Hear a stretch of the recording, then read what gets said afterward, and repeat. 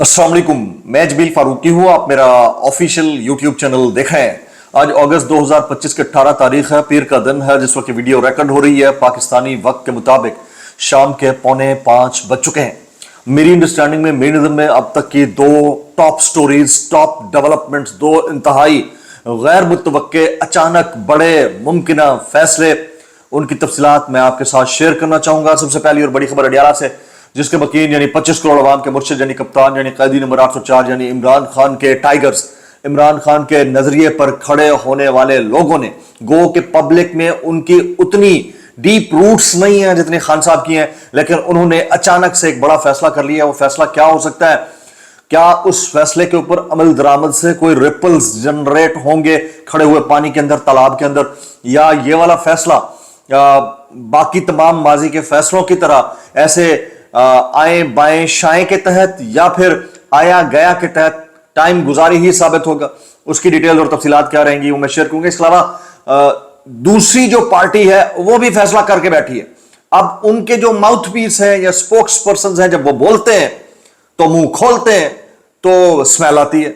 कभी गटर की स्मेल होती है, कभी वाकयातन कुछ अच्छी बात होती है, लेकिन दिल की जो भड़ास है, दिल का जो कालकपन है, वो निकलकर चेहरे के ऊपर जुबान के जरिए आया हो जाता है। उसकी डिटेल्स और तफसीलात क्या रहेंगी वो भी मैंने शेयर करनी है। इसके अलावा बहुत सारे सब्सिडरी किस्म के वायरल ट्वीट्स, वायरल बयानात हैं। कुछ इस वक्त क्रिटिकल कंडीशंस हैं जो कि अदालतों के अंदर चल रही हैं। फिर चौधरी परवेज इलाही साहब के काबिल जमानत वारंट गिरफ्तारी जारी कर दिए गए हैं। वो क्या फंड है, उसकी डिटेल्स क्या रहेंगी वो भी शेयर करूंगा। पाकिस्तान में मनी लॉन्ड्रर्स को पकड़ने के लिए डक्की भाई की PNIL में शमूलियत, उनकी गिरफ्तारी, फिर उनका सट्टेबाजों के साथ मुबैना राब्ते, कुछ डिटेल्स आ रही हैं, कुछ वायरल ट्वीट्स, वायरल बयानात। इसलिए गुजारिश है वीडियो शुरू से आखिर तक देखिएगा।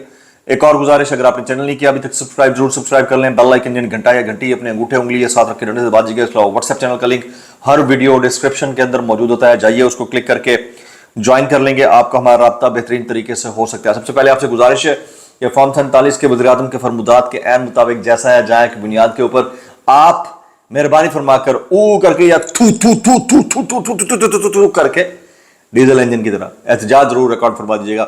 दो अहम फैसले, मुमकिना, मुसद्दिका, गैर मुसद्दिका, दो अहम फैसले दो मुख्तलिफ सूरतों में हो चुके हैं तकरीबन, और किसी भी वक्त इंप्लीमेंट हुआ चाहते हैं।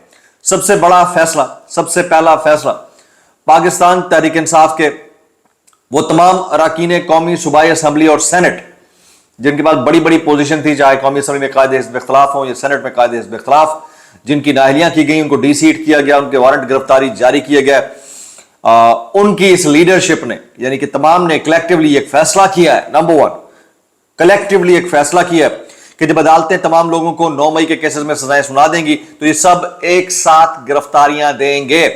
यानी जेल भरो तहरीक का बाकायदा एक इज्तिमाई इंडिकेशन होगा, इज्तिमाई एक डेमोन्स्ट्रेशन होगा दुनिया को दिखाने के लिए कि हमारे साथ जो पॉलिटिशियंस हैं या जो जिद्दोजहद सियासी करते हैं उनके साथ क्या होता है।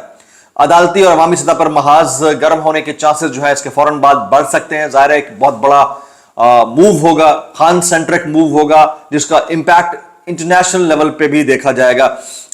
ये सितंबर, अक्टूबर, नवंबर के अंदर एक्सपेक्टेड है। ये हो सकता है कि इस गवर्नमेंट के ऊपर, जाहिर है कि इस गवर्नमेंट ने तो जाना ही जाना है, मैं ऑलरेडी कई दफा बता चुका हूं, इसके बाद जो चीजें होने लगी हैं उसका भी बता चुका हूं।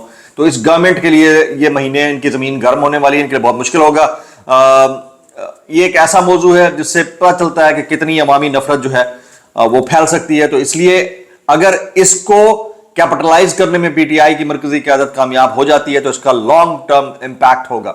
हमारे दोस्त सिद्दीक जान कहते हैं कि PTI लीडर ने फैसला किया कि जब अदालतें तमाम लोगों को 9 मई के केसेस में सजा सुना देगी तो ये सब एक साथ गिरफ्तारियां देंगे। अच्छा, कुछ मजीद चीजें हैं, ये जरा सुनिएगा। दूसरा बड़ा जो फैसला है वो भी इनके जरिए और फिर दूसरी पार्टी के माउथ पीसेस के जरिए, दोनों चीजें सुना देता हूं। सिद्दीक जान कहते हैं सुहेल वड़ाइच ने दावा किया है कि सिविल मिलिट्री ताल्लुकात खराब होना शुरू हो चुके हैं। सिद्दीक जान कहते हैं हमारे भाई हैं, बल्कि मामला आखिरी हद तक पहुंच चुका है। वो लिखते हैं कि इलेक्शन 2024 से पहले इस नाचीज ने मकबूलियत और कबूलियत की दो इस्तिलाहात के जरिए पाकिस्तानी रियासत के उसूल और जवाबित को वाज़ेह किया था। आज की तहरीर अस्करियत और अक्सरियत की अपनी अपनी अफादियत को वाज़ेह करने के लिए जरूरी है। अस्करियत فوج کے ہر معاملے میں کردار کو دل و جان سے قبول کرنے والے نون لیگ پیپلز پارٹی والے بھی اکثریت سویلین حکومت کو دی جانے والی سول سپیس سے غیر مطمئن ہے۔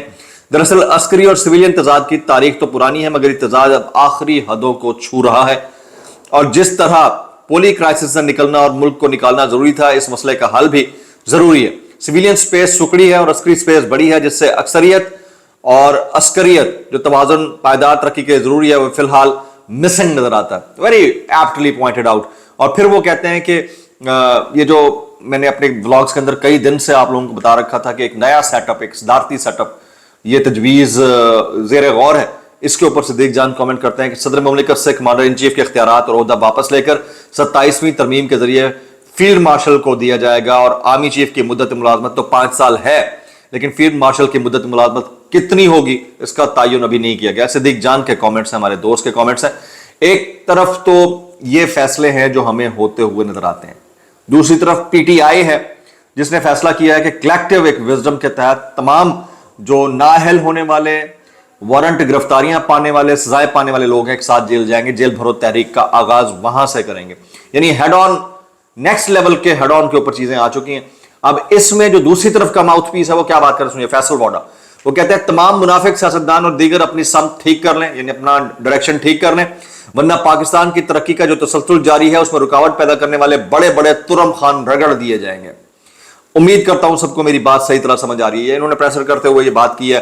اب آپ اندازہ کیجئے کہ یہ مائنڈ سیٹ جو ہے نا، یہ رگڑنے والا، ترم خانی ختم کرنے والا، زمین پہ لٹا کے چاروں شانے چت کر دینے والا یہ مائنڈ سیٹ جو ہے، یہ اور کہیں پایا جاتا ہو نہ پایا جاتا ہو۔ ایسے شخصیات جو کہ پریس کانفرنسز کرتی ہیں، ان کی گفتگو، ان کی زبان ان کے لب و لہجے میں آیا ہے، تو اس کو بھی اتنا لائٹ نہیں لینا چاہیے کہ یہ والی چیز بھی زیر غور ہو سکتی ہے۔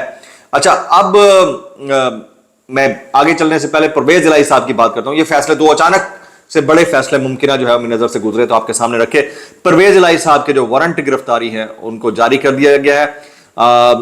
اس وقت جو ہے فارم 47 کے وزیر اعظم کی زیر صدارت ایک انتہائی اہم ہنگامی اجلاس جاری ہے، اور اب تک ہونے والے نقصانات سے ان کو آگاہ کیا گیا ہے۔ شیخ وقاص اکرم صاحب کا ٹویٹ میں شامل کرتا ہوں۔ وہ کہتے ہیں وزیر اعظم صرف 3 امدادی ٹرک بھیجے ہیں، اور وہ بھی NDA کی طرف سے۔ شرم کی بات یہ ہے کہ ساتھ میں یہ بھی ہدایات آئی ہیں یہ ٹرک تب تک کھڑے رہیں اور سامان تب تک تقسیم نہ ہو جب تک ان کے وفاقی وزراء نہیں آ جاتے۔